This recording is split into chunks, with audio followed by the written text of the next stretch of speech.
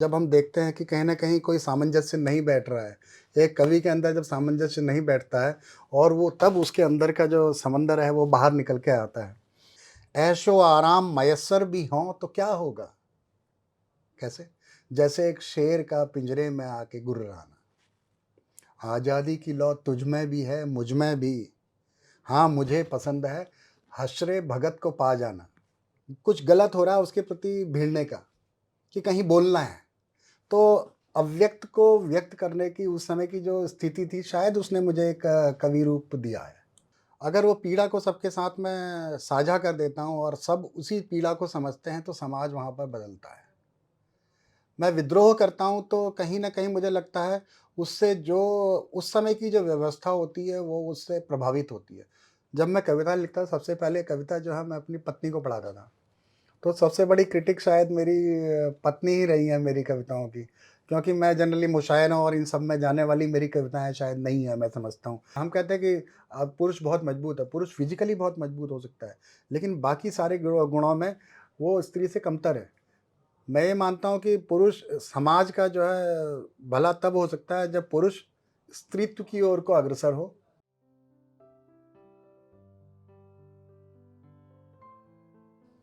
है कठिन इस ताप को चुपचाप सहना, रुदन नहीं क्रंदन नहीं बस आप बहना, अदृश्य होना अश्रुधारा का सरस्वती सा बहना, बस अविरल और चुपचाप बहना।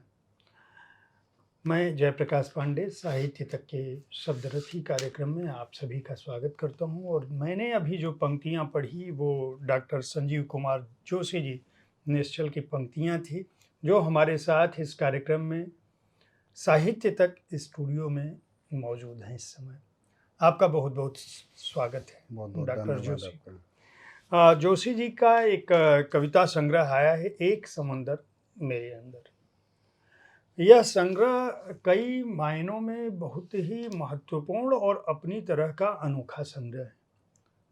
महत्वपूर्ण और अनोखा मैंने क्यों कहा, आप इस बात से समझिए कि डॉक्टर जोशी देश के जाने माने वैज्ञानिक। आपका जो पूरा जीवन है वह विज्ञान और देश की सेवा से जुड़ा रहा।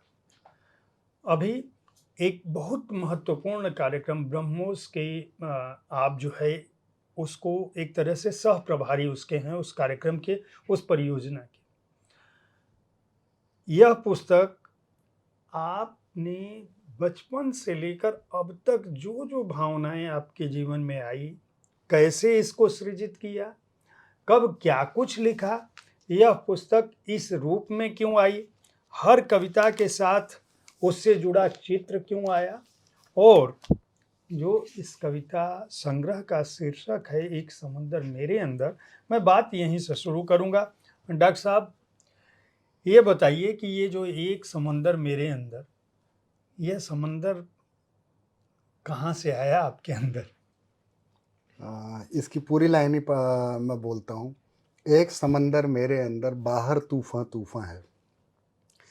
तो उसमें क्या है कि जब बाहर इतना कोलाहल है, हलचल है, हर तरह के कोलाहल बहुत तरीके का हो सकता है, आप समझते हैं, समाज के बीच का कोलाहल, देश में और भी जो गतिविधियाँ होती हैं, उन सब का कोलाहल, जो अब लोगों के इमोशन या और सिचुएशंस देखते हैं, उनका कोलाहल, उन सब के बीच में जब हम देखते हैं कि कहीं न कहीं कोई सामंजस्य नहीं बैठ रहा है, एक कवि के अंदर जब सामंजस्य नहीं बैठता है और वो तब उसके अंदर का जो समंदर है, वो बाहर निकल के आता है। तो उन्हीं अलग-अलग चीज़ों को व्यक्त करती हुई वो कविताएँ हैं, इसलिए जो शीर्षक भी आया है, वो एक समंदर मेरे अंदर, जो निकल के आपके सामने प्रस्तुत है। आप एक बात बताइए कि आपने अभी कहा कवि, आप देश के जाने माने वैज्ञानिक के रूप में मैं कहूँगा कि आपकी अपनी पहचान है। आप एक बड़ी परियोजना के साथ अभी जुड़े हैं। लगातार आपका जीवन और आपकी पढ़ाई लिखाई भी विज्ञान पर आधारित रही है। एक तरफ विज्ञान और दूसरी तरफ कला, और कला में भी आपने कविता को चुना। यह निर्माण कैसे हुआ? आप कवि, आप अभी भी, मतलब आज अभी जब हमारी बातचीत हो रही तब भी आपने कहा एक कवि के अंदर। आपने ये नहीं कहा कि एक वैज्ञानिक के अंदर या संजीव कुमार जोशी के अंदर या निश्चल के अंदर। तो ये जो कवि रूप में आपने अपने को कहा, एक वैज्ञानिक का कवि होना, यह निर्माण कैसे हुआ और इसकी शुरुआत कैसे हुई? मैं इसको शायद ऐसे कहूँगा, वैज्ञानिक का कवि होना के बजाय मैं इसको कहना चाहूँगा कवि का वैज्ञानिक होना। क्योंकि मैं बचपन से लिख रहा हूँ, करीब 13-14 साल की आयु से लिख रहा हूँ। तो जब उस मेरे इमोशन या मेरे विचार, जब मेरे भाव जब मेरे अंदर से आए, तो उस समय उससे पहले की परिस्थितियाँ जब साथ में होंगी, जिन चीज़ों को शायद मैं उसको कहता हूँ, मैं ऑब्ज़र्वर रहा हूँगा। मैं ऑब्ज़र्वर था तो शायद इसीलिए वो कविताएँ भी कर पाया, और ऑब्ज़र्वर था तो शायद इसीलिए विज्ञान भी कर पाया। क्योंकि विज्ञान और कविता दोनों के लिए ऑब्ज़र्वर होना एक बहुत गहराई से किसी चीज़ को देखना बहुत ज़रूरी होता है। मैं अपने आसपास की परिस्थितियों को बहुत गहराई से देख रहा था, तो उससे उपजे जो भाव हैं, उनसे कविता आई। जब मैं अपनी किताब पढ़ रहा था, जब विज्ञान से रिलेटेड किताब पढ़ रहा था, शायद उसको भी मैं ज़्यादा गौर से पढ़ता होऊँगा, तो मैं शायद मुझे लगता है उसी से ही मेरे अंदर विज्ञान उत्पन्न हुआ है। तो दोनों एक-दूसरे के पर्याय काफ़ी हद तक हैं, और ये केवल मेरे साथ ही नहीं है कि मैं ही कवि और वैज्ञानिक दोनों हूँ। अभी इसमें मेरी बुक में जो अ मेरे राम बहादुर राय जी ने, जो प्रेसिडेंट हैं आईजीएसजे के, उन्होंने भी लिखा कि शांति स्वरूप भटनागर जी, वो भी एक कवि थे। उनके साथ एक डिपार्टमेंट ऑफ केमिस्ट्री के एक जो हेड थे, प्रोफेसर के D Mathur, he was also a poet, वो भी कवि थे। बीच में हिंदी के साथ अंग्रेज़ी भी आ जाएगी, क्योंकि शायद ऐसे जी, ठीक है। उसी एनवायरनमेंट में चल रहा हूँ, तो शायद वो भी साथ में आ रहा है। तो कवि और वैज्ञानिक होना ऐसे ही इजिप्ट में और बहुत सारी जगहों पर, स्पेशली जो फिजिक्स के जो बहुत सारे स्टूडेंट्स हैं या प्रोफेसर्स रहे हैं, उन्होंने बहुत सारे, वो कवि भी रहे हैं। मैं खुद भी फिजिक्स का स्टूडेंट हूँ। फिजिक्स में मैंने एमएससी और पीएचडी मेरा फिजिक्स में ही है, तो शायद वो कॉमन है शायद फिजिक्स वालों में, मुझे ऐसा लगता है। क्योंकि वो बहुत नज़दीक से देखता है चीज़ों को और तब आगे व्यक्त करता है।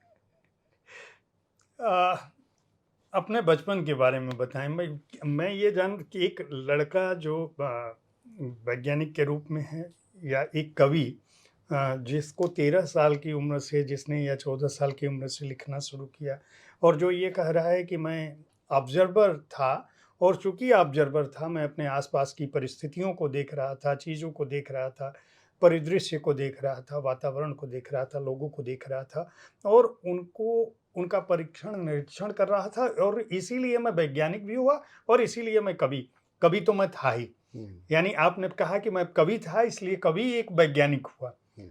मैं चाहूँगा कि वो जो बचपन का आपका रहा है और पढ़ाई-लिखाई की जो बात है, वो थोड़ा हमारे दर्शकों को बताएँ, क्योंकि हमारे कार्यक्रम को सुनते हुए इस कार्यक्रम का उद्देश्य यह भी है कि जो भी हमें सुन रहे हैं, वह यह जान सकें कि जो लोग भी साहित्य तक स्टूडियो में आते हैं, और जो साहित्य की दुनिया में जिनका अपना नाम है, या जिनकी अपनी व्याप्ति है, और या जिन्होंने कुछ लिखा है, जिनकी किताबें हैं, उनका जीवन भी आप ही लोगों जैसा था। उन्होंने शुरुआत की, उनके अंदर एक जिज्ञासा थी, कुछ करने की इच्छा थी, इसलिए वो न केवल जीवन के दूसरे हिस्सों में सफल रहे, बल्कि उनकी पुस्तकें भी चर्चित रही। डॉक्टर जोशी से भी यह सवाल इसीलिए है कि हमारे लोग यह जान सकें कि अगर कोई कहीं भी है, तो उसका निर्माण हो बिल्कुल। सकता है, वह जो चाहे वह बन सकता है, बशर्ते वह भावना हो। उस समय क्योंकि पिताजी टीचर थे और ही वाज़ ए बहुत ही एक विचारधारा से जुड़े हुए टीचर थे, तो वो बिल्कुल कभी भी उन्होंने ट्यूशन नहीं पढ़ाया। अब ट्यूशन नहीं पढ़ाया तो खर्चा कैसे चले उस समय पे? और उससे पहले भी पढ़ाते थे तो सबको वो निःशुल्क पढ़ाते थे। वो जो करीब 8-10 साल का जो समय था, उस समय पे उन्होंने स्टूडेंट्स को पढ़ाया भी।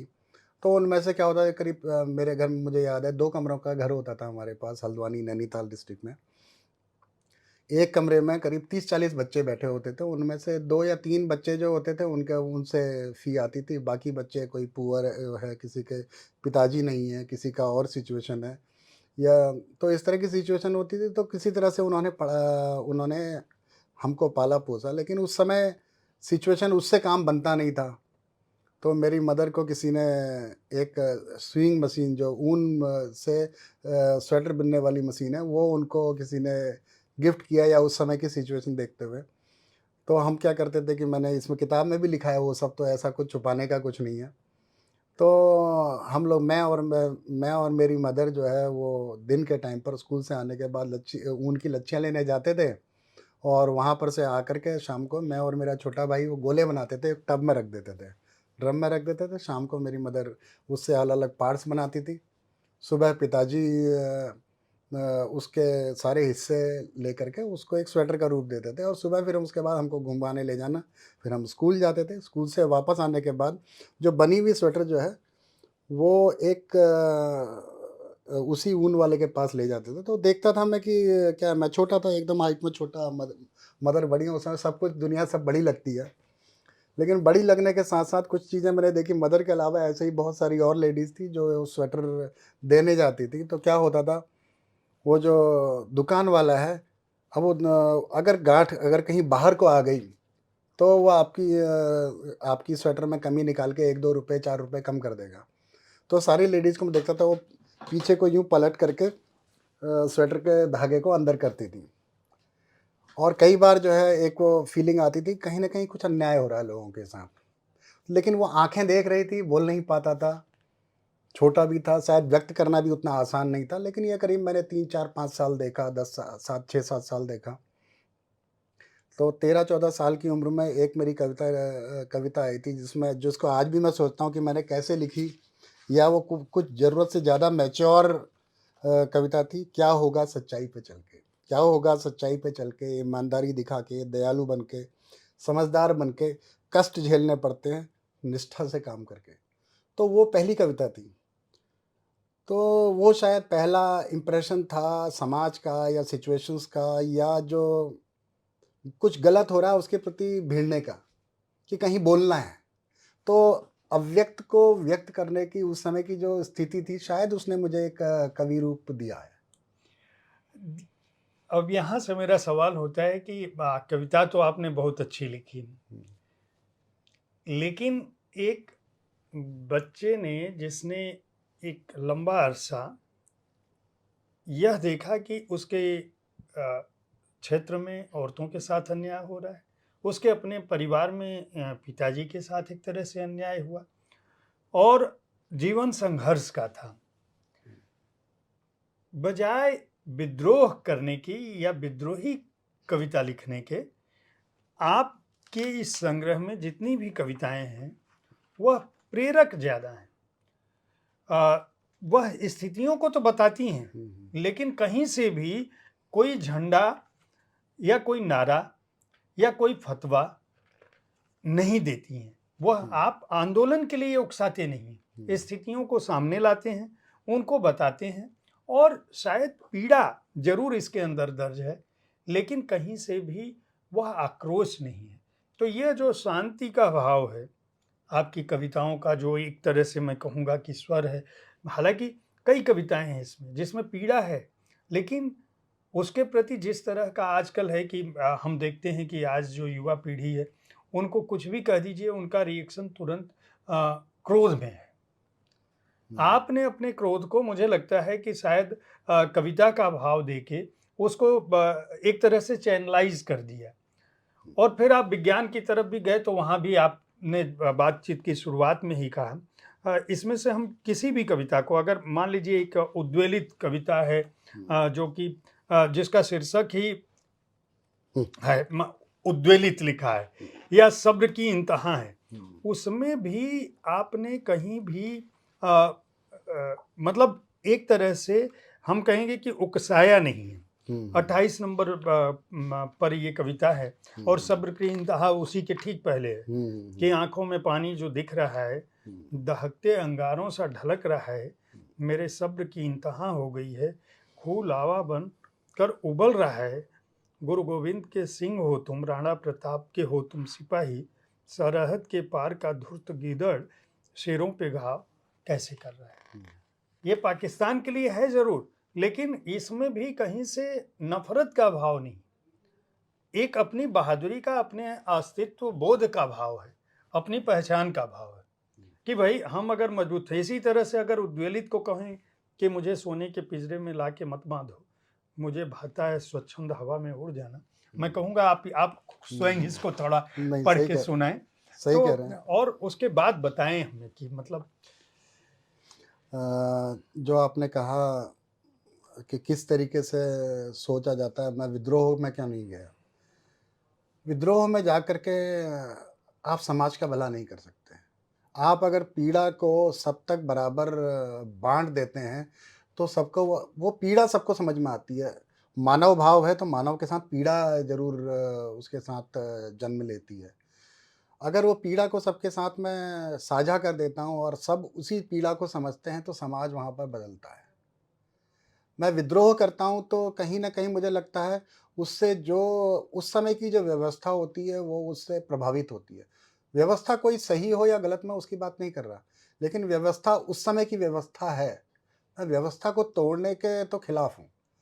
लेकिन समाज में अगर कोई चीज़ गलत हो रही है, उसके लिए समाज में पीड़ा को साझा करना एक ऐसा उपाय है, जिसमें शायद थोड़ा-सा समय लगता है, लेकिन उसके साथ बदलाव ज़रूर होता है। मैं ऐसा समझता हूँ, तो इसलिए मुझे लगता है कि मैं उसी भाव के साथ अपनी कविताओं को व्यक्त करता हूँ। जैसे मेरी उद्वेलित कविता है, अब आप इसका अगर शीर्षक पढ़ेंगे तो ये उद्वेलित से ऐसा लगेगा कि पहले भाव में ही इसमें क्रोध है, क्रोध। इसमें विद्रोह है। अब मैं इसमें जाकर के मैं समाज को हिला रहा हूँ वहाँ पर। अगर आप इसके शब्द देखेंगे, मुझे सोने के पिंजरे में लाके मत बाँधो, मुझे भाता है स्वच्छंद हवा में उड़ जाना। ऐशो आराम मयस्सर भी हों तो क्या होगा? कैसे? जैसे एक शेर का पिंजरे में आके गुर्राना। आज़ादी की लौ तुझ में भी है, मुझ में भी। हाँ, मुझे पसंद है हशरे भगत को पा जाना। अब ये सब ये कह के मैं क्या कह रहा हूँ कि भई आप लोग क्या चाहते हैं? लोग चाहते हैं कि भगत सिंह अगर हो तो मेरे घर में नहीं हो, वो बगल वाले के घर में हो। भई आप सबको अगर चीज़ों को बदलना है तो आपको सबको भगत सिंह की तरह सोचना पड़ेगा। लास्ट में कहता हूँ, मुझे उन मुर्दा ज़मीरों में मत आको, जिन्हें आता है पिंजरे में जाके सुख पाना। तो जब मैं विद्रोह करता हूँ तो मैं इवन जैसे मैंने अभी एक कॉमनवेल्थ करके एक कविता भी लिखी है। वो कॉमनवेल्थ क्या हुआ, जब मैं यहाँ आया जब मैंने यहाँ चेंज किया था जी। आर के पुरम से कॉमनवेल्थ गेम्स विलेज में, तो वहाँ पर गवर्नमेंट ऑफिसर्स को कई रिस्ट्रिक्शंस थे। तो उस समय मैंने एक कॉमनवेल्थ करके एक कविता भी लिखी।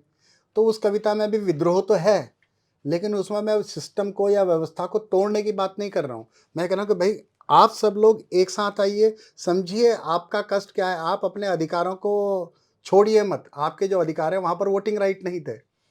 तो मैंने कहा भई आप वहाँ रहते हो तो आपका वोटिंग का अधिकार है, चाहे वो छोटी-सी अ, अपार्टमेंट ओनर्स एसोसिएशन है, लेकिन आपका अधिकार है, आप अधिकार होगा तो उसके लिए सजग करना मेरा काम है। मैं विद्रोह नहीं करना चाहता। मैं उस सिस्टम को जो उस समय का चाहे वो कैसा भी सिस्टम है उसको तोड़ने के फ़ेवर में नहीं हूँ। उस सिस्टम को के साथ एसिमिलेट होकर के उस कविता को अपनी पीड़ा को सामने ला कर के सबको एकाकार करने के पक्ष में रहता हूँ। ये बताइए आप कि आप बतौर वैज्ञानिक हुँ। ऐसी कोई घटना बताइए कि विज्ञान के क्षेत्र में आप काम कर रहे थे या आप कुछ ऐसा कर रहे थे जिसका सीधा संबंध विज्ञान से था लेकिन वह तुरंत आपके मन से जुड़ गया। जैसे हम बहुत बार ये घटनाएँ दुनिया के तमाम बड़े वैज्ञानिकों की यहाँ तक कि एपीजे अब्दुल कलाम साहब की भी अगर हम बात करें तो कहीं न कहीं वह भाव है कि चाहे सफलता है या असफलता है, इसके पीछे हमारी जो मेहनत है, लेकिन उसके साथ-साथ कहीं न कहीं कोई न कोई एक तीसरी सत्ता है, ईश्वर है जिसको गॉड कहिए, ईश्वर कहिए, भगवान कहिए जो भी कहिए, उनकी भी अपनी एक भूमिका है। मैं ये जानना चाहता हूँ कि आपका कवि मन जब अपनी अपने कार्यालय की कुर्सी पर होता है या जब कोई काम कर रहा होता है, कोई ऐसी घटना घट रही होती है, उस समय भी कभी कोई कविता प्रस्फुटित हो जाती है क्या? और उस पर उस दौरान अगर आपने कुछ लिखा है तो उसको सुनाएँ? ये एक इंसिडेंट है, ये एक विज्ञान से जुड़ी हुई तो नहीं है। ये जो कविता है संताप, ये जब जनरल रावत उनके साथ एक बड़ी नज़दीकी परिचय भी था और डीआरडीओ में रहने के कारण और डीआरडीओ में डायरेक्टरेट ऑफ मिसाइल्स में होने के कारण सभी जगह पे आर्म्ड फोर्सेस के साथ परिचय भी रहता है और इस कारण और वो नई चीज़ों को जानने के भी काफ़ी इच्छुक रहते थे और इस कारण उनके साथ काफ़ी अच्छा परिचय था। और इसीलिए क्या हुआ कि जिस दिन वो उनकी दुर्घटना हुई, दुर्घटना का पता तो चल गया था, लेकिन उसको बोला नहीं जा सकता था उस समय, क्योंकि अंदर वो जानकारी थी, लेकिन क्या हुआ, क्या नहीं हुआ, लास्ट तक पता नहीं था। दुर्घटना हुई है, यही पता था। अ, तकलीफ़ थी, तो उस समय ऑफ़िस में ही बैठा था मैं, तो उसी वक़्त ये कविता जन्म ली है। जब मैं टीवी देख रहा था, उस समय कविता आई, है कठिन इस ताप को चुपचाप सहना। क्योंकि मालूम है सब कुछ, लेकिन उसको चुपचाप सहना पड़ रहा है, किसी और से नहीं बोल सकता। रुदन नहीं, क्रंदन नहीं, बस आप बहना। अदृश्य होना अश्रुधारा का सरस्वती सा, क्योंकि किसी के सामने नहीं दिखा सकता उस समय, कोई भी है, किसी को बोल नहीं सकता, अपने अंदर रखना है। बहना, बस अविरल और चुपचाप बहना।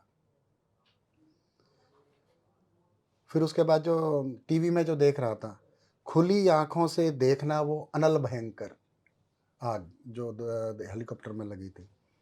फिर बंद आँखों में शिव का आह्वान करना, प्रार्थना करना सकुशल रहें शूरवीर सब, देर तक तकना दीवार और चुपचाप रहना। क्योंकि उस समय किसी को नहीं बोल सकता था। उसके बाद वो सूचना आई कि नहीं है। फिर उसके बाद आगे उसी में ही लिखा था, कल्पना भी कठिन है अवसान की वैदेह की। असमय घटना, क्योंकि वो वास्तव में वैदेह तरीके के ही व्यक्ति थे। वो सेल्फलेस आदमी थे, तो इसलिए जैसे राजा जनक को कहा जाता है कि वो इतने ऊपर होने के बावजूद भी बहुत ही ज़मीन से जुड़े हुए आदमी थे। इसलिए मैंने उनको स्पेशली वैदेह की तरह से लिखा। असमय घटना, घटना का अकस्मात घटना, फिर जानना शूरवीरों का धरा से दूर जाना, असहज होना, होकर चुपचाप रोना। तो ये सब, ये कविता जो थी, ये उस समय के परिप्रेक्ष्य में लिखी थी, जो ऑफिस में बैठ करके जब सिचुएशन पता चली, तो वहीं पर ही लिखी गई ये कविता है। और भी ऐसी कुछ और होंगी, तो अभी ध्यान नहीं आ रहा। मैं ये जानना चाहूँगा कि आपकी कविताओं का प्रेरक कौन है?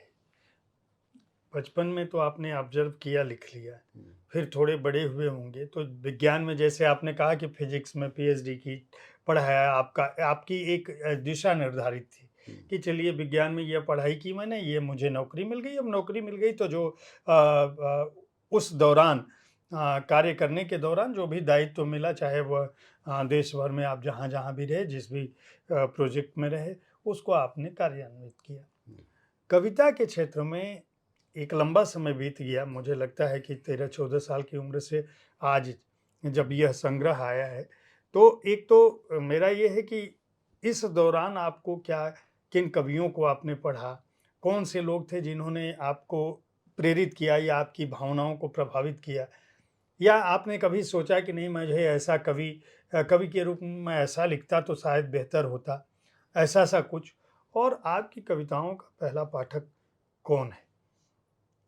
हम्म, मैं तो जहाँ पर मेरा कविताओं को पढ़ने का या किस तरीके से लिखना है, क्या लिखना है, वो तो मैं अभी एक सही तरीके से व्यक्त नहीं कर पाऊँगा। लेकिन हाँ, मेरा हिंदी में, जब मैं बचपन से ही हिंदी में हिंदी की कविताओं की किताब जो हमारी यूपी बोर्ड से पढ़ा हुआ हूँ मैं, तो हमारी हिंदी पद्य और हिंदी गद्य दोनों हुआ करता था।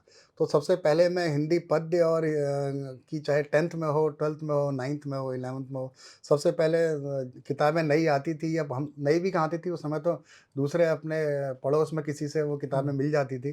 तो किताबों में से पहले पद्य वाला हिस्सा मैं पूरा पढ़ जाता था, चाहे वो गोस्वामी तुलसीदास की हों, सूरदास जी की हों, रसखान की हों, या और भी किसी की हो। मुझे याद है रामधारी सिंह दिनकर जी की कविता थी, वह तोड़ती पत्थर, एक वो भी मुझे याद है। तो क्या करता था, मैं ज़ोर-ज़ोर से उनको पढ़ता था। पहले वैसे पढ़ता था नॉर्मली, फिर उनको ज़ोर-ज़ोर से जिस तरीके से उन्होंने सोचा होगा, उस तरीके से पढ़ने की कोशिश करता था, याद करने की कोशिश करता था। तो इस तरीके से कविताओं के साथ मेरा एक नेचुरल जुड़ाव रहा है, वो प्राकृतिक रूप से कह सकते हैं, तो वो जुड़ाव रहा है।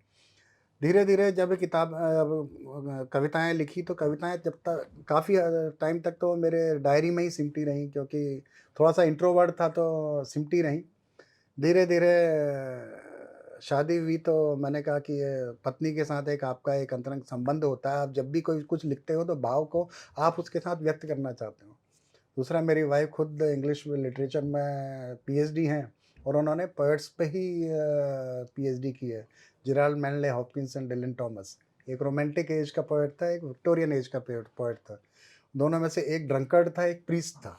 लेकिन दोनों के बीच में पोएम्स की सिमिलैरिटी थी।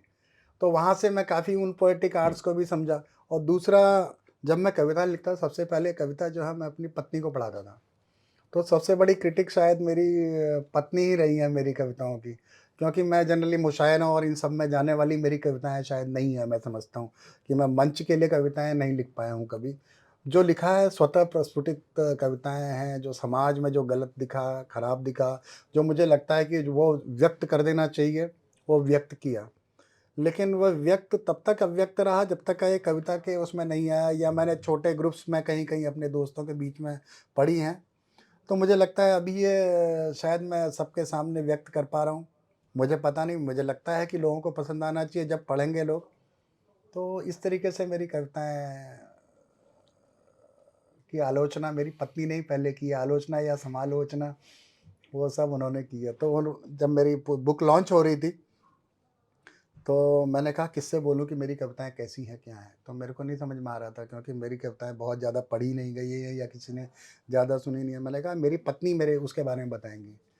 तो जो उनका जो स्टेटमेंट है मैं उसको एज़ इट इज़ बोल दे रहा हूँ।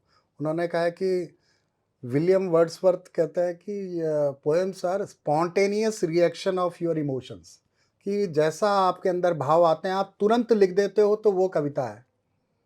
दूसरी तरफ एक डिलन थॉमस है जो बिल्कुल सिंक में लिखता है, जो बिल्कुल वो कहता है कि जब आप अपने जो कविता है वो पेंसटेकिंग वे में लिखी जाती है, उसका एक रिदम होता है, उसकी एक पेंसटेकिंग वे में लिखी जाती है, बहुत सोच विचार के लिखी जाती है। तो उनका कहना है कि मेरी कविताएँ जैसे विलियम वर्ड्सवर्थ कहते हैं कि ये स्पॉन्टेनियस रिएक्शंस हैं, उनको आपने लिखा है। तो मैं उस अपनी कविताओं को इसी फॉर्म में डालना चाहता हूँ। मैं पेंसटेकिंग नहीं, जो मेरे को लगा, जो मेरे को दिखा, वो मैंने व्यक्त कर दिया और उसी वक़्त व्यक्त किया। तो ऐसा मैं समझता हूँ। इन कविताओं को आपने कहा कि आपने लंबे समय में लिखा है, इनका चयन कैसे किया? क्योंकि इसमें 75 कविताएँ हैं। जी। और जो अपनी बात में आपने बाकायदा इस बात का उल्लेख किया है कि संस्कृत के किन ग्रंथों ने प्रभावित किया आपको, या इस पर आपने चित्र कैसे बनाए, और आपकी पूरी जो यात्रा रही है वह किस रूप में रही है। एक तो मैं उसके बारे में जानूँगा, दूसरे ये कि ने आपका जो ये उपनाम है निश्चल, इससे पहले भी आपने एक नाम रखा था। तो ये नामों का परिवर्तन आपने क्यों किया, और इसको चुनने के पीछे क्या वजह थी कि निश्चल आपने अपना उपनाम जोड़ा? अ, मैं बचपन से मैं जो है मैं अकेले जब भी लिखता था तो मैं इंट्रोवर्ट था लेकिन ऑब्ज़र्वर था। तो व्यक्त तो करता था लेकिन बाकी किसी को कविताएँ पढ़ाना या इस तरह से वो होता नहीं था। और इंट्रोवर्ट होने के कारण मैंने अपना एक उपनाम चयन किया था अकेला। अब अकेला का नाम काफ़ी टाइम तक चला जब तक का मैंने लिखा, लेकिन शादी हो गई तो उसके बाद अकेला नाम जो है थोड़ा-सा प्रॉब्लम दे सकता है। आप डर गए। तो मैंने कहा अकेला नाम अब नहीं लिख सकता। तो मैंने कहा दूसरा उपनाम चयन करूँ, तो उसके लिए मुझे लगा कि क्योंकि मेरी कविताएँ भी शायद जब निश्चल लिखता हूँ, निश्चल में जिसके कोई जो क्लीन हार्ट, तो जो है वो साफ लिख दिया है, उसमें मैं कोई संदर्भ या प्रसंग जोड़े जाने की आशा नहीं करना चाहता। तो इसलिए मैंने इसीलिए निश्चल उपनाम का चयन किया, तो शायद वो कविताओं के साथ फिट बैठता है। और इसमें रेखांकन का भाव कैसे आया कि हर कविता के साथ एक चित्र है? और मैं अपने दर्शकों को बता दूं कि इस संग्रह की जो पहली कविता है उसका शीर्षक है हिंदी माँ। आप समझ सकते हैं कि हिंदी के प्रति डॉक्टर जोशी का किस तरह से प्रेम रहा होगा। हालांकि अभी आपके कामकाज की भाषा अंग्रेजी है, और विज्ञान में भी जो विषय आपने लिया था तो निश्चित रूप से सारी पढ़ाई लिखाई भी अंग्रेजी माध्यम से हुई होगी। एक तो इनके चित्रों का आपने किस तरह से हम हर पृष्ठ को जब पाठक पलटेगा तो उसको केवल चित्र नहीं है, वो चित्र उस कविता को भी व्यक्त करते हैं पूरी तरह से। चाहे वह सियासत हो, चाहे वह नुमाइंदगी ये सियासत हो, चाहे वह पहाड़ हो, मतलब जो भी कविता है वह चित्र बताता है उसको। आदमी आपकी कविताओं को पढ़ने के साथ-साथ उस चित्र पर ठहरेगा, कुछ देर देखेगा, उसको सोचेगा, उसमें कुछ तलाशने की कोशिश करेगा। कविता और उसको ज़्यादा स्पष्ट कर रही होती है। तो ये बात आपके दिमाग में कैसे आई कि मुझे अपने संग्रह को इस रूप में लाना चाहिए? अ, मैंने क्या हुआ, जब एक साथ सारी कविताओं को संग्रहित कर लिया, जब वो एक प्रिंट के फॉर्म में आई तो मुझे लगा शायद ये पर्याप्त नहीं है। मुझे मज़ा नहीं आ रहा था, मैं क्योंकि कवि के साथ-साथ वैज्ञानिक होने के नाते कुछ नया, थोड़ा-सा एक नवाचार करने का नेचुरली एक वैज्ञानिक में होता है। तो मैंने कहा कुछ नया करना है, कुछ इसमें डिफरेंट करना है ताकि वो और कवियों की किताबों से अलग लगे। तो मैं सोच रहा था कि क्या करना चाहिए। तो मैं सोचा कि हर कविता के साथ मुझे थोड़ा-सा पेंटिंग्स और इन सबको पढ़ने का या समझने का एक शौक है, इंटरेस्ट है कि क्या है इसमें। तो मैं सोचा कि हर कविता के साथ एक अगर आर्ट अगर किया जाए तो अच्छा होगा। तो मेरे कई सारे दोस्त हैं, तो मैंने उनको बोला कि आप कुछ कर सकते हो इसमें।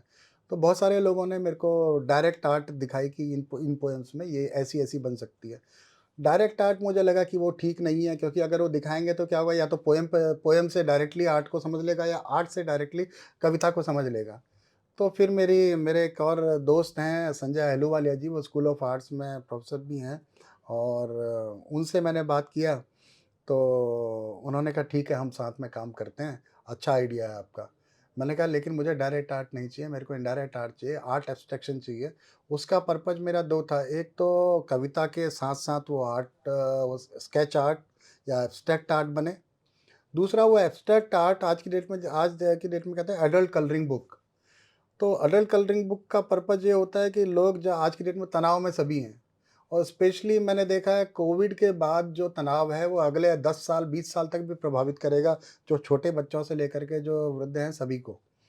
तो मैंने सोचा कि क्यों नहीं इसके साथ-साथ एक एडल्ट कलरिंग बुक की तरह से इसे बनाया जाए, इसीलिए बड़ी वाली किताब है, एडल्ट कलरिंग बुक की तरह से बनाई गई है, ताकि एब्स्ट्रैक्ट आर्ट में आदमी अपने कविता को पढ़ने के बाद या उसके बिना भी उस पर कलर कर सके, उस पर रंग भर सके।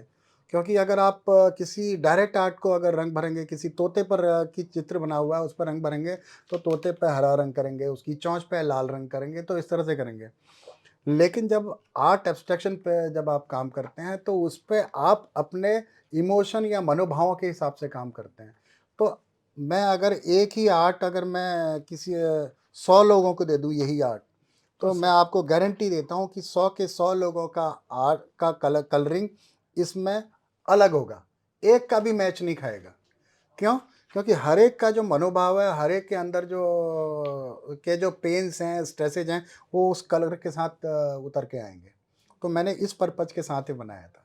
तो कविता के साथ-साथ लोग अपनी कलात्मक हुनर को और उसके साथ-साथ अपने तनाव को भी कम मतलब न केवल कविता का आनंद उठाएँ बल्कि वो प्रयोग भी कर सकते हैं कि किस तरह से इनमें रंग भरें और ये रंग जो कविताओं का रंग है वह उनके जीवन को भी प्रभावित करे और उनके जीवन में थोड़ा बहुत बेहतरी लाए, थोड़ा खुशी दे, थोड़ा संतोष दे।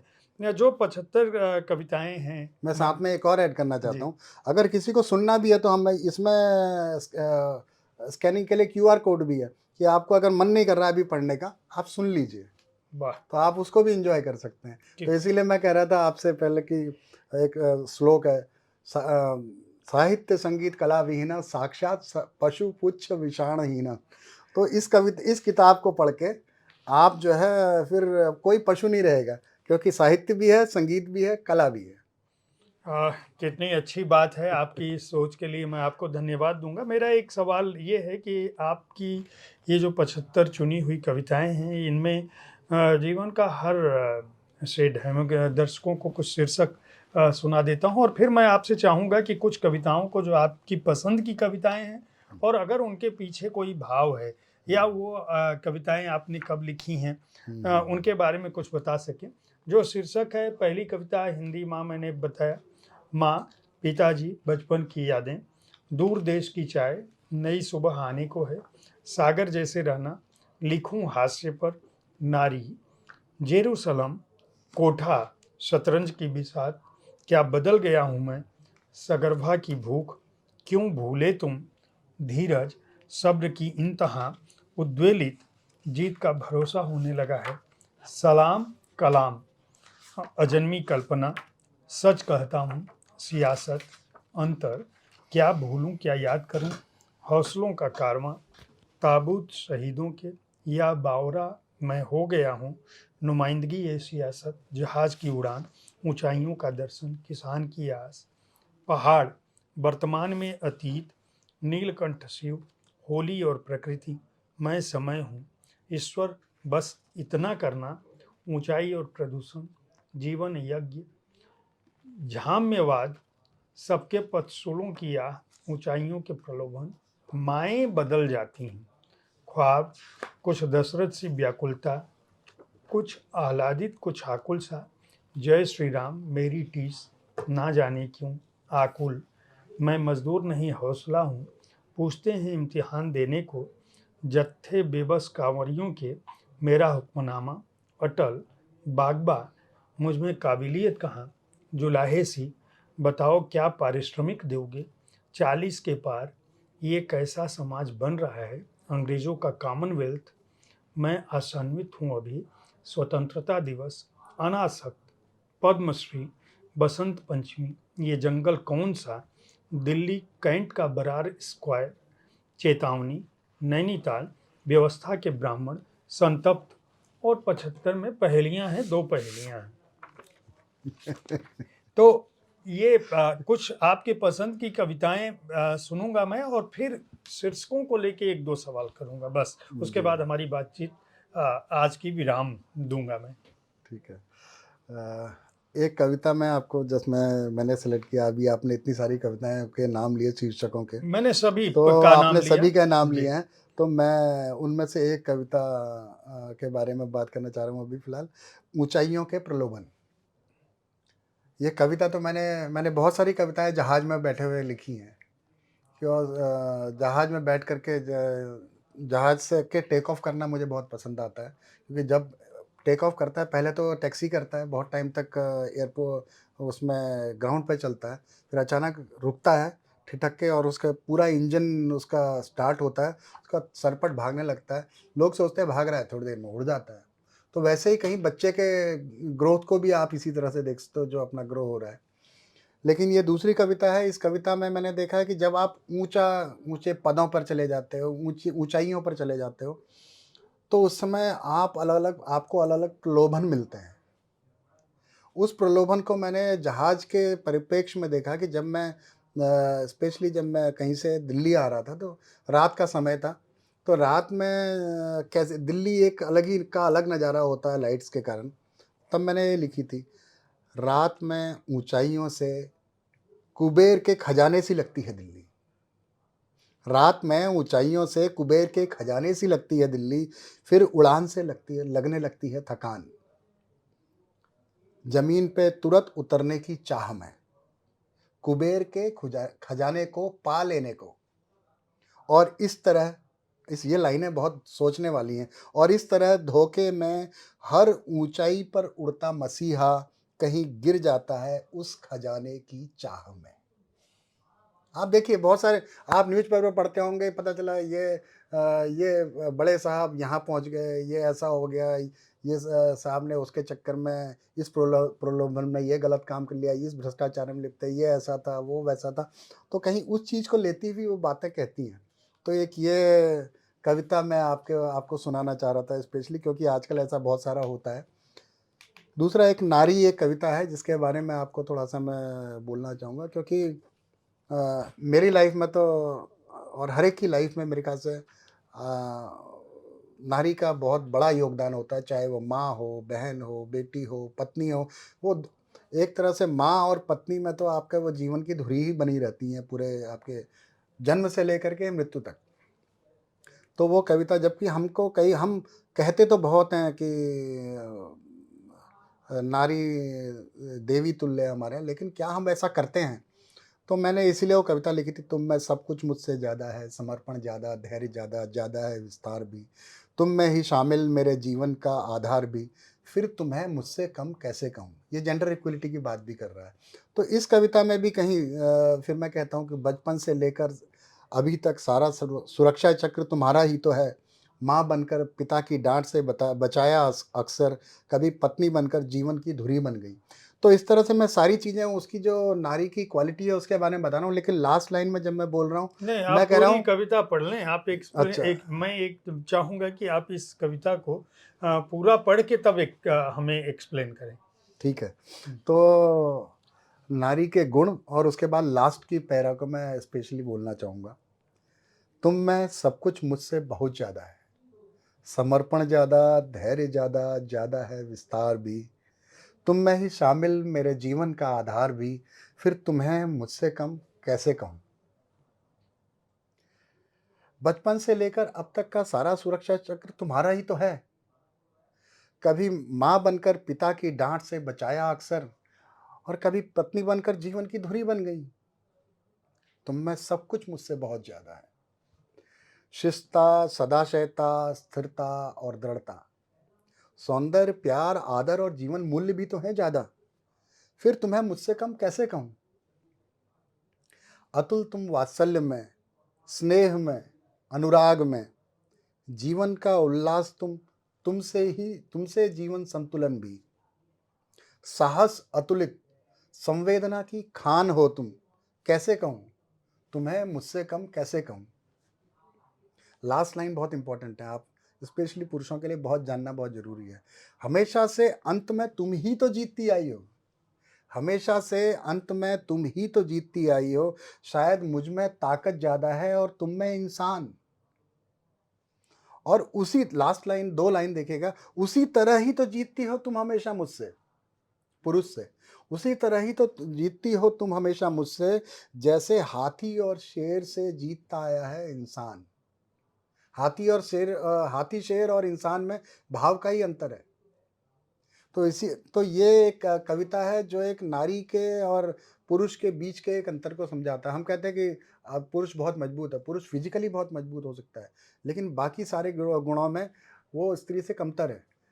मैं ये मानता हूँ कि पुरुष समाज का जो है भला तब हो सकता है जब पुरुष स्त्रीत्व की ओर को अग्रसर हो। और उसी में शायद जो आप कह रहे हैं, जो विद्रोह वाली जो बात जो आपने पहले कही थी, विद्रोह की कविताएँ क्यों नहीं करते?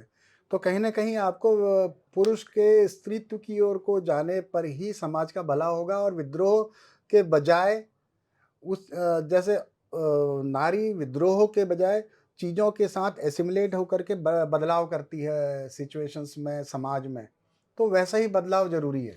महात्मा गांधी का एक बहुत चर्चित वाक्य है, और लगातार वो जब भी स्त्रियों पर बात करते रहे, उनका एक बहुत प्रसिद्ध वाक्य है कि हर पुरुष में जिस दिन स्त्री का मन हो जाएगा, हुँ, यह धरती ही स्वर्ग बन जाएगी। बिल्कुल सही। तो उनका ये मानना था कि जो संवेदना है, जो करुणा है, जो त्याग है, और जो केयर है, समर्पण है, हुँ, वह सब कुछ अगर आपके अंदर, हर पुरुष के अंदर स्त्री का यह भाव, जो विशेषता है, वह हो जाए, तो यह धरती स्वर्ग से भी बेहतर हो पाएगी।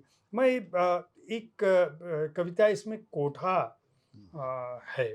हुँ, अ, हुँ, मैं हुँ, जानना चाहूँगा कि ये कोठा कविता भी सुनना चाहूँगा आपसे, और जो कुछ शीर्षक हैं, बड़े ही अ, अलग से शीर्षक हैं आपकी कविताओं के। हुँ, हुँ। कोठा कविता आपने कब लिखी? या जैसे ये पद्मश्री को लेके आप क्या सोचते हैं? हालाँकि बाकी स्थानों पे भी आपने कविताएँ लिखी हैं। हाँ, हाँ। एक बहुत ही ब मुझे लगता है कि व्यवस्था के ब्राह्मण करके एक बहुत कटाक्ष आप कर रहे हैं। कोठा कविता 18 नंबर पृष्ठ पर है। तो मैं चाहूँगा कि इन इन कविताओं की जो पृष्ठभूमि है, हाँ, इसको हाँ, सुनाएँ भी और बताएँ भी हमें।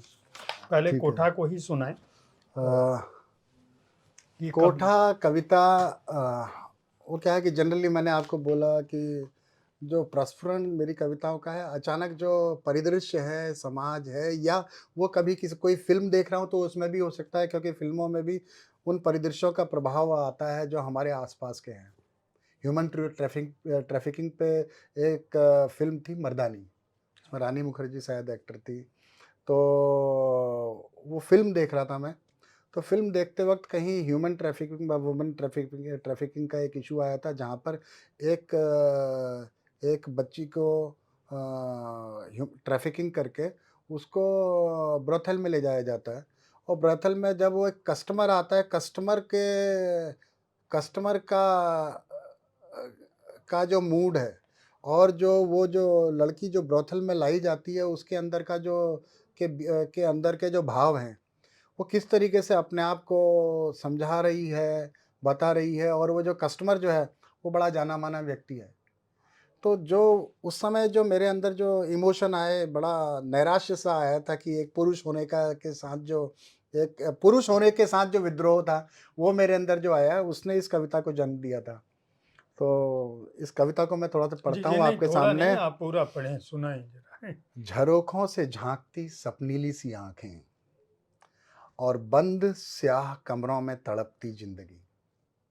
उधारी के प्यार और जिस्मानी सरोकारों में लेकर पैरों में घुंघरू और रागों की बंदिशें। शहर भर के उलेमाओं और शाइस्ता लोगों के बीच ज़िंदगी और इंसानियत यहाँ सहम सी जाती है। काफ़ी संवेदनापूर्ण है और करुण भी है, और हर व्यक्ति को सोचने के लिए बाध्य करती है। हाँ, जब आप उस समय का जो सीन था वो भी बड़ा कठिन था थोड़ा। हुँ। तो इसलिए मैंने उसी वक़्त अपनी फ़िल्म को पॉज़ किया, और पहले जो मेरे अंदर जो भाव था उसको लिखा था। ये उस समय की ये क्या बदल गया हूँ मैं से हाँ, आपका क्या आशय है? कहना क्या चाहते थे आप? उसके ठीक बाद है 20 नंबर पेज पे। मैं आपको पृष्ठ हाँ। बताता चलूँगा। ये आप के अंदर बदलाव तो दिख नहीं रहा है, कविताएँ आप अभी भी कर रहे हैं, अपना काम भी कर रहे हैं। तो ये बदलने का ये क्यों आपने लिखा है कि क्या बदल गया हूँ मैं? ये कौन-सा भाव, कौन-सी स्थिति और कौन-सा समय था जब आप कह रहे हैं कि मेरी कविताएँ तो स्वतः प्रस्फुटित होती हैं, यानी वैसी स्थितियाँ आती हैं? हाँ, ये भी स्वतः प्रस्फुटित है। मैं उसका प्रसंग मैं आपको बता सकता हूँ कि क्या हुआ। हम सभी लोग, ये आपके साथ भी होता होगा, हम सबके साथ होता है। जो कैमरा में हैं उनके साथ भी होगा, आपके साथ भी होगा, जो आपके बाकी लोग जो बैठे हैं आस-पास, उन सब के साथ होगा। हम सब लोग छुट्टी में जाते हैं। स्पेशली जब हम होम टाउन जाते हैं, हम कहते हैं कि हमको पेरेंट्स से मिलने जाना है, पेरेंट्स को देखने जाना है।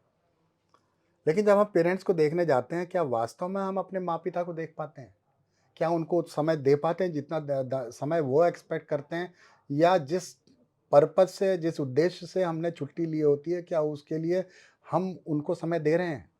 तो मैं ऐसे ही एक बार छुट्टी लेके गया था, काफ़ी टाइम से नहीं मिला था, उस समय भी गया, लेकिन उस समय जाने के बाद मैं अपने रिश्तेदारों में, मंदिर में, बाकी जगहों पर सब कुछ गया, तो पेरेंट्स से, माँ से या पिताजी से बहुत छोटे समय के लिए मिला। लेकिन जब मैं जा रहा था तो उससे पहले, क्योंकि अपने अंदर एक अंतर्द्वंद चल रहा था, मैंने क्या किया आकर के। मैं 5 दिन 6 दिन रहा, वाइफ़ के साथ, बच्चों के साथ सब गया, मंदिर भी गया, इधर भी गया, उधर भी गया। फाइनली क्या हुआ, उसका आउटपुट क्या है? मैं गया किस लिए था?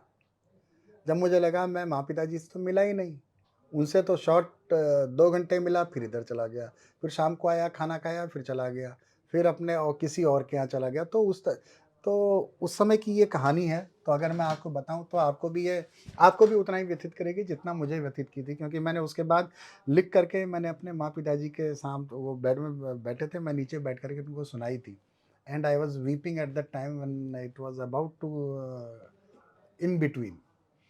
तो इसको कुछ दिनों की ये इसका शीर्षक है, क्या बदल गया हूँ मैं। कुछ दिनों की छुट्टियों में घर आकर बहुत ही कम समय निकाल पाया अपने माँ-पिताजी के लिए। आज यूँ ही सोच रहा हूँ मैं, क्या बदल गया हूँ मैं। पहले दिन विश्राम करता हूँ। पहले दिन विश्राम करता हूँ, माँ से मिलता हूँ और चल देता हूँ देवों के दर्शन में और रिश्तों में मिलने को। माँ, तुम्हें समय नहीं दे पा रहा मैं, क्या बदल रहा हूँ मैं। घूम रहा हूँ देवताओं के मंदिरों में, प्राप्त करने अभीष्ट अपने इष्ट से। सबको तो समय दे रहा हूँ मैं, सिर्फ माँ से नहीं मिल पा रहा हूँ मैं। लगता है बदल रहा हूँ मैं।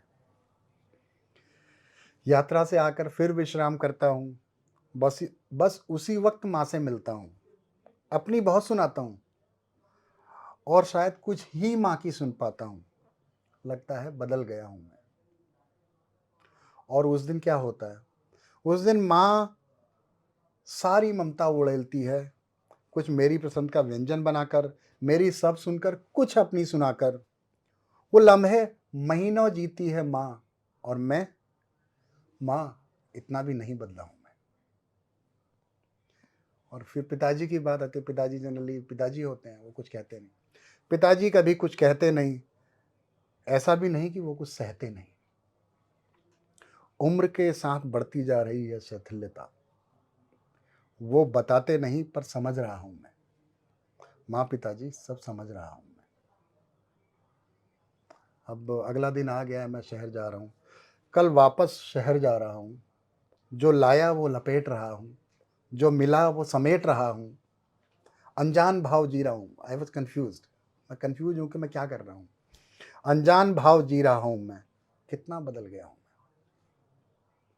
लास्ट लाइन्स हैं। पत्नी, बच्चे, नाते, रिश्तेदार सब खुश हैं। सबसे मुलाकात जो हो गई थी, माँ पिताजी का समय काटकर। अब लास्ट में मैं क्या था अभीष्ट, अब यही सोच रहा हूँ मैं। क्या था अभीष्ट, अब यही सोच रहा हूँ मैं। पता नहीं क्यों बदल गया हूँ मैं। बहुत ही मार्मिक है। जो भी बच्चे सुन रहे होंगे, जो लोग छुट्टियों में जाते हैं खासकर नौकरी करने, हम सभी के साथ आपने सही कहा। बहुत ही मार्मिक प्रसंग है। मैं इस पर कुछ टिप्पणी करने की स्थिति में नहीं हूँ, क्योंकि सामान्य तौर पर यही होता है। हम लोग बाहर रहते हैं, शहरों से गांव जाते हैं, अपनी जगह लौटते हैं और वहाँ तमाम रिश्तेदारों से घिर जाते हैं। वहाँ देशाटन करते हैं, पर्यटन करते हैं, और जो उनके लिए जाते हैं उनके पास वाकई कम समय होता है। और मुझे लगता है आपकी इस कविता से तो बड़ा अपराध बोध सा मेरे जैसे लोगों को हो रहा है, क्योंकि मैं तो मिनटों में मिलता हूँ जब जाता हूँ। बनारस कभी जाता हूँ तो माँ के पास समय जो है बहुत कम, और पिताजी से तो मेरी मुलाकात ही नहीं हो पाई। आने पर एक बार मैं गया था और वो लगातार बाहर थे और मैं उनको बिना मिले आ गया और फिर उनका देहांत हो गया। बहुत मैं चाहूँगा अब एक कविता, जो ये व्यवस्था के जो ब्राह्मण, ये क्या कटाक्ष है, ये किसको आप कहना चाहते हैं और इसका उद्देश्य क्या था इस कविता को? क्योंकि हम लोग बहुत मार्मिक कविताओं से अब थोड़ा अलग हटते हैं। व्यवस्था के ब्राह्मण किसी एक पर्टिकुलर पर आक्षेप नहीं है। व्यवस्था के ब्राह्मण बेसिकली कई हम देखते हैं, आपको भी आपके इंस्टीट्यूशन में भी होगा, हर इंस्टीट्यूशन में होगा, हर जगह पे मिलेगा कि कुछ लोग ऐसे होते हैं जो क्रेडिट क्रेडिट टेकर्स होते हैं। अब वो किसी तरह के हो सकते हैं। तो वो, हालांकि उसमें जो कोई, मैं समझता हूँ कि कोई भी सक्सेस, कोई भी सफलता, किसी भी एक आदमी की सफलता उसकी अपनी सफलता नहीं है। क्योंकि सक्सेस पूरी टीम की सक्सेस है। आप अकेले के सक्सेस के भागीदार नहीं। आपकी अपने अकेले की सक्सेस हो ही नहीं सकती अगर आपकी पूरी टीम आपके साथ नहीं है। उससे पहले हम, हमारी जीवन यात्रा जितनी भी होती है, तो हमारी जीवन यात्रा में जिस स्टेप पर भी हम आगे बढ़ते हैं, वो स्टेप में मैं अकेले का नहीं हूँ। मेरी सक्सेस में बहुत सारे साथी हैं मेरे। जब साथी हैं तो उनमें से जो साथियों के बारे में नहीं सोचते, जो केवल क्रेडिट लेते हैं और आगे बढ़ जाते हैं, या यहाँ पर आज की डेट में गला काट प्रतिस्पर्धा के तौर पे, उस समय लोग दूसरे की गर्दन पर चढ़ करके या गले पर चढ़ करके आगे बढ़ने की कोशिश करते हैं, तो उस तरह के लोगों के लिए ये आक्षेप है। तो वो सीधा आक्षेप उन पे, किसी एक पर नहीं। तो वो ये शायद उस तरह की कविता है। तो ऐसे लोगों में हर तरह के वो भाव होते हैं। अहम भी होता है, दंभ भी होता है, तो वही चीज़ को मैंने लिखा भी है। अहं के दंभ में भीषण अट्टहास करते, मैं सर्वश्रेष्ठ हूँ कहते व्यवस्था के ब्राह्मण, छीन लेते हैं उपलब्धियां दूसरों की और फिर चूस लेते हैं संसाधनों का पूरा जूस। हमें बदलनी होगी ऐसी सामाजिक सोच। ये एक आदमी की सामाजिक सोच अगर ऐसी है, तो वो बदलनी होगी। यहाँ पर विद्रोह नहीं है। हमें बदलनी होगी ऐसी सामाजिक सोच जो जन्म दो देती है ऐसी सोच के हरकारों को। कोई ऐसी कविता जो छूट गई हो मुझसे और जिसको आप सुनाना चाहते हो हमारे दर्शकों को? हालांकि मैं कहूँगा कि एक समंदर मेरे अंदर कविता संग्रह को, अगर आप कविताओं के प्रेमी हैं और सक्षम हैं, तो इस संग्रह को ज़रूर खरीद कर पढ़ें। मंजुल पब्लिकेशंस ने इसको प्रकाशित किया है, 999 रुपये मूल्य है। साथ ही साथ मैं डॉक्टर जोशी से इस बात के लिए भी अनुरोध करूंगा और प्रकाशक से भी कहूंगा कि ये कविताएं जिस मनोभाव को लिए हुए हैं, जिस तरह की संवेदना इनके अंदर है, यह आम लोगों तक पहुँचे, उसके लिए इसका पेपरबैक संस्करण आना चाहिए, कम मूल्य में आना चाहिए। जो लोग ज़्यादा पैसे नहीं खर्च कर सकते कविताओं पर, उनका भी अधिकार है। और निश्चल जी चूँकि वैज्ञानिक हैं, मैं जानता हूँ कि कविताएं इनके जीवन का, इनके मनोभाव का आधार तो हैं, इनकी संवेदना और इनकी करुणा का आधार तो हैं, इनके आत्म और इनके ज्ञान का आधार तो हैं, लेकिन इनके लिए धन का आधार नहीं है। तो इसलिए भी प्रकाशक से आप कहेंगे कि ये कविताएं थोड़ा सस्ते मूल्य में रहें और चित्र के साथ हैं, ताकि जो कम पैसे वाले लोग भी हैं वो भी अपनी, आपकी जो मूल भावना है इस संकलन के साथ, कि लोगों को जीवन के हर रंग, संगीत भी मिले, कला भी मिले और कविता भी मिले, उनका जीवन पशुवत ना हो।